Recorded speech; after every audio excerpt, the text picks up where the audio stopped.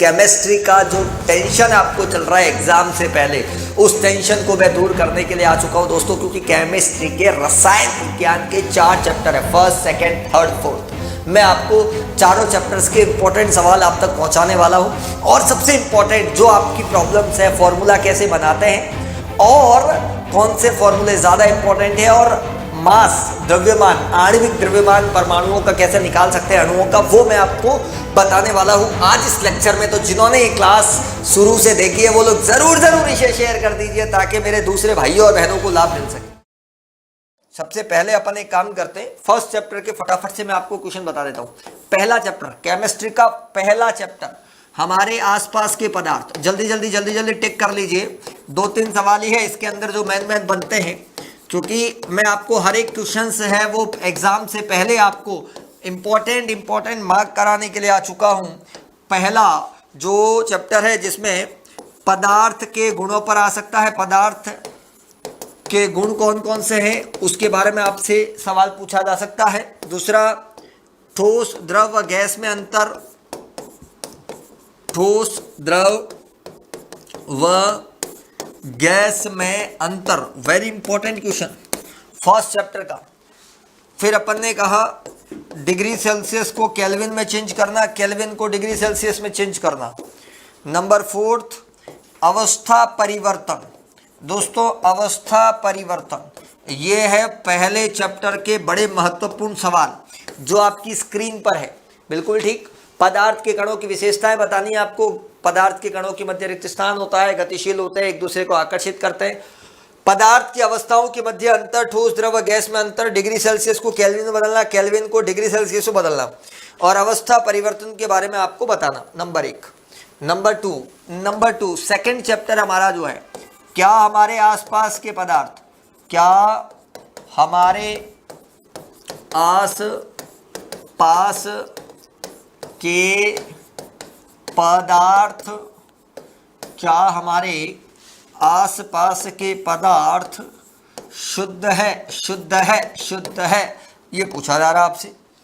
तो दोस्तों क्या बताएंगे हम, जैसे इसमें हमारे से सवाल पूछा जा रहा है तो इसमें आंसर क्या हो सकता है, क्या क्या सवाल है। ये चैप्टर का नाम है समांगी और विषमांगी मिश्रण में अंतर।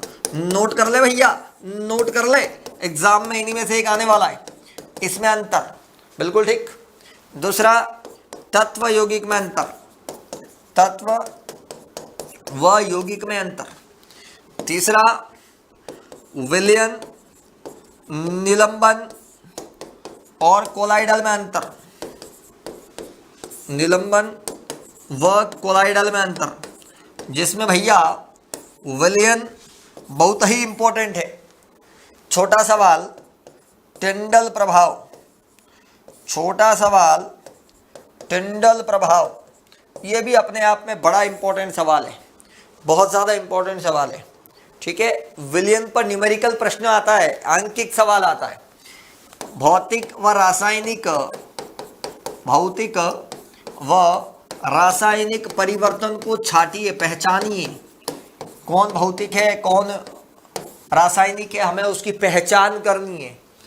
हमें तत्व, यौगिक व मिश्रण में पहचान करनी है, इनमें भी पहचान करनी है, ठीक है। ये सबसे, जैसे आपसे पूछा कैल्शियम क्या है, तत्व है, यौगिक है या मिश्रण है, तो कैल्शियम तत्व हो गया। आपको पूछा गया साधारण नमक, सोडियम क्लोराइड, NaCl क्या है कि यौगिक है, वायु क्या है कि मिश्रण है, इस तरह से। पेड़ों को काटना, तो काटना क्या हो गया, भौतिक परिवर्तन, है ना। दूध से दही बनना, रासायनिक परिवर्तन, है ना। इस तरह से क्वेश्चन आ सकते हैं, तो तैयार रहे ऐसे सवालों के लिए।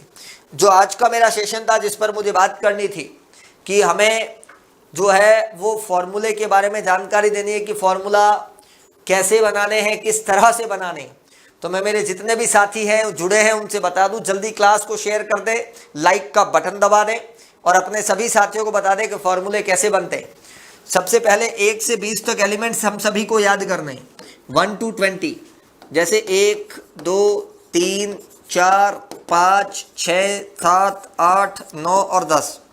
यहाँ लिख देता हूँ 11, 12, 13, 14, 15, 16, 17, 18, 19 और 20।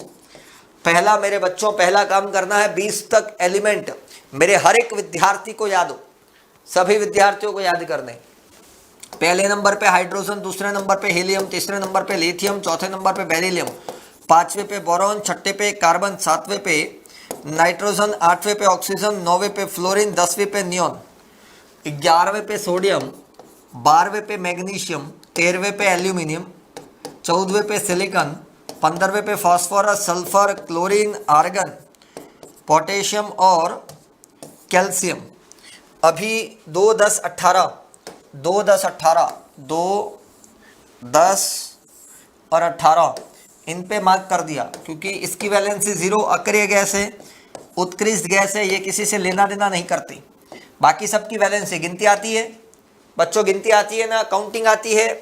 देखो 1, 2, 3, 4, -3, -2, -1, 0, 1, 2, 3, 4, -3, -2, -1, 0, 1, 2, 3, 4, ये सबकी वैलेंसी लिख दी, हर एक की वैलेंसी अपन ने लिख दी। अब आपको सूत्र बनाने के लिए कहा जाए, उसके अलावा कुछ और आयंस के बारे में बता देता हूं। जैसे SO4 होता है, सल्फेट को बोलते हैं, इसकी वैलेंसी -2 होती है। OH हाइड्रोक्साइड को बोलते हैं -1, NO3 नाइट्रेट को बोलते हैं -1, CO3 कार्बोनेट को बोलते हैं -2। ये कुछ और वैलेंसी है जो मैंने आपको बता दी।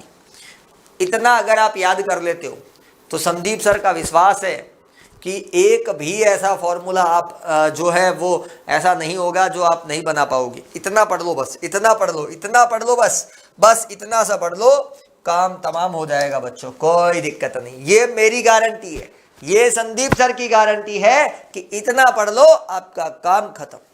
साथियों, जैसे मैं उदाहरण के लिए आपको देता हूं, कैल्शियम क्लोराइड। देखो जरा ध्यान से सुनिएगा, ध्यान से समझिएगा। हमने लिखा कैल्शियम क्लोराइड, आपको बहुत अच्छे से समझा रहा हूं, एक एक चीज को समझा रहा हूं। कैल्शियम क्लोराइड, बच्चों कैल्शियम लिखते हैं Ca को, बच्चों क्लोराइड लिखते हैं Cl को। कैल्शियम की वैलेंसी होती है +2 और क्लोरीन की होती है -1। ठीक है, अभी मैंने आपको बताया था कैल्शियम का +2 और क्लोरीन का -1, ये उधर जाएगा और ये इधर आएगा, तो CaCl2, ये कहानी खत्म। ठीक है, और देखो जैसे मैंने लिखा कैल्शियम ऑक्साइड, हमने लिखा कैल्शियम ऑक्साइड, तो साथियों कैल्शियम का Ca, ऑक्साइड का O, इसकी वैलेंसी +2, इसकी वैलेंसी -2, बस खेल खत्म, पैसा हजम, ये कट गया तो आंसर आ गया CaO। समझ में आ गई? सबको आ रहा है ना? अभी मैं आपको एक दो बनाने के लिए देता हूँ। जैसे मैंने कहा कैल्शियम हाइड्रोक्साइड का बनाओ, आसान है, कैल्शियम हाइड्रोक्साइड का एक बार बना के बताएं, जल्दी जल्दी से बना के बताएं मुझे कि कैल्शियम हाइड्रोक्साइड का कैसे बनेगा। जितने भी मेरे साथी हैं वो जल्दी से एक बार बना के बता दीजिए सर इस तरह से बनेगा और ये तरीका रहेगा।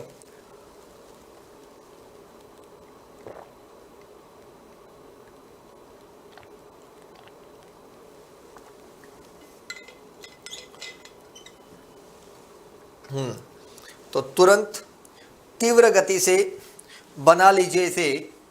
हाँ देखें जरा,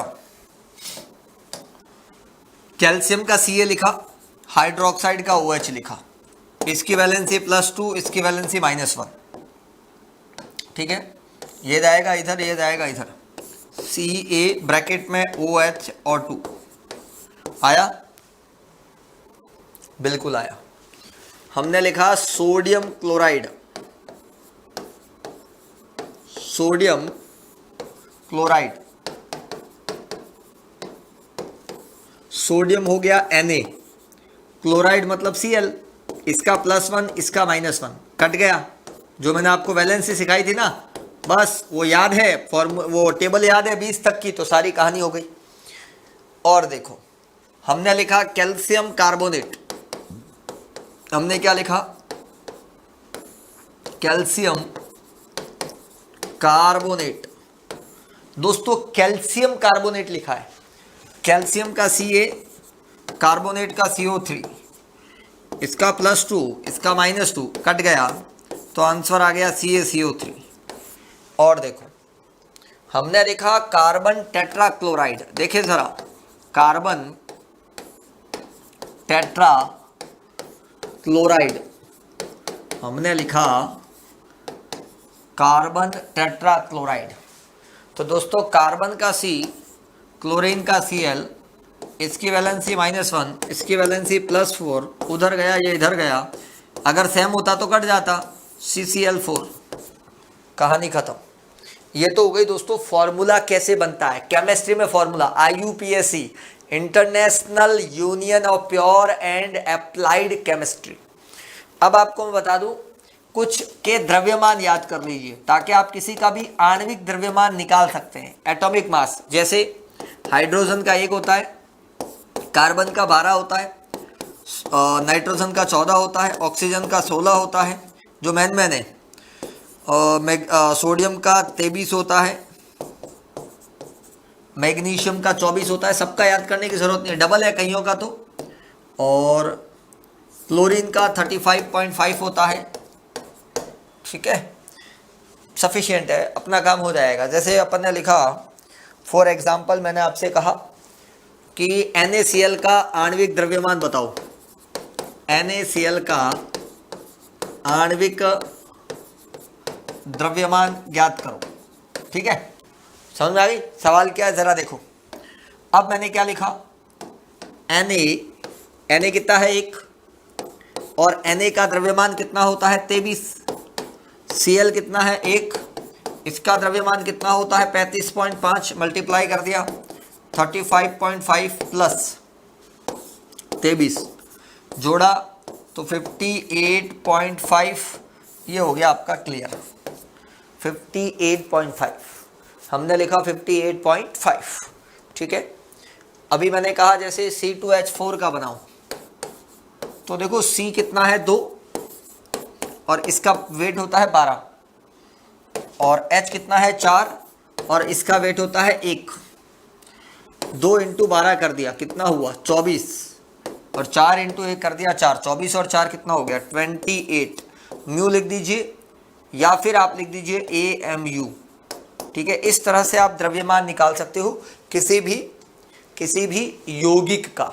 तो मैंने 2 चीजें आपको 3rd चैप्टर में से बहुत इंपॉर्टेंट सिखाई है, सूत्र कैसे बनते हैं और किसी भी यौगिक का द्रव्यमान कैसे निकालते हैं, ये मैंने आपको बताया। उसके बाद दोस्तों 4था अध्याय जो है अपना, परमाणु की संरचना, परमाणु की संरचना। 2-3 सवाल बहुत ज्यादा इंपॉर्टेंट है, बहुत ज्यादा इंपॉर्टेंट है, बहुत ज्यादा इंपॉर्टेंट है, बता देता हूं जरा। जैसे थॉमसन का परमाणु मॉडल, दोस्तों थॉमसन का परमाणु मॉडल, उदाहरण देते हुए समझाना है तरबूज का, उदाहरण देते हुए समझाना है तरबूज का। रदरफोर्ड का परमाणु मॉडल और उसकी सीमाएं, रदरफोर्ड का परमाणु मॉडल व उसके दोष, इंपॉर्टेंट है उसकी दोष, कमियां क्या है, कमियां क्या है, वो बहुत ज्यादा इंपॉर्टेंट है। बोर का डायग्राम, बोर की परिकल्पनाएं और 3 कक्षकों का डायग्राम, 3 कक्षकों का डायग्राम KLM, गोला बनेगा, 3 गोले बनेंगे, 1 2 और 3, KL और M, अंदर नाभिक, प्रोटॉन और न्यूट्रॉन। ये एक इंपॉर्टेंट यहाँ पर डायग्राम आपको मैंने बताया, ठीक है। उसके अलावा जो है अपने पास में जो इंपॉर्टेंट सवालों में आता है, छोटे छोटे सवाल, जैसे कैंसर का इलाज करने के लिए किसका यूज होता है, कौन से समस्थानिक का यूज होता है, कोबाल्ट 60 का, ठीक है। गलगंड, घेंगा, गोइटर अंग्रेजी में कहते हैं, उसके इलाज के लिए किसका यूज होता है, आयोडीन का यूज होता है, आयोडीन, है ना। इस तरह के छोटे छोटे सवाल, है ना। टॉपिक क्या है, टॉपिक क्या है, वो भी अच्छा टॉपिक है, कोई खराब नहीं है। समस्थानिक व समभारिक, समस्थानिक और समभारिक में अंतर। समस्थानिक 3 तरह के होते हैं, हाइड्रोजन के समस्थानिक, किसके समस्थानिक, हाइड्रोजन के समस्थानिक कौन कौन से? 1H1, 1H2 और 1S3। Protium, deuterium, tritium. याद रखना, एक तो हो गया प्रोटियम, एक हो गया ड्यूटेरियम और एक हो गया ट्राइटियम। ये इंपॉर्टेंट है। एक क्लोरीन के समस्थानिक होते हैं, क्लोरीन 35, क्लोरीन 37। कैसे लिखेंगे? 17Cl35, 17Cl37, that's it. ठीक है, ये इंपॉर्टेंट है।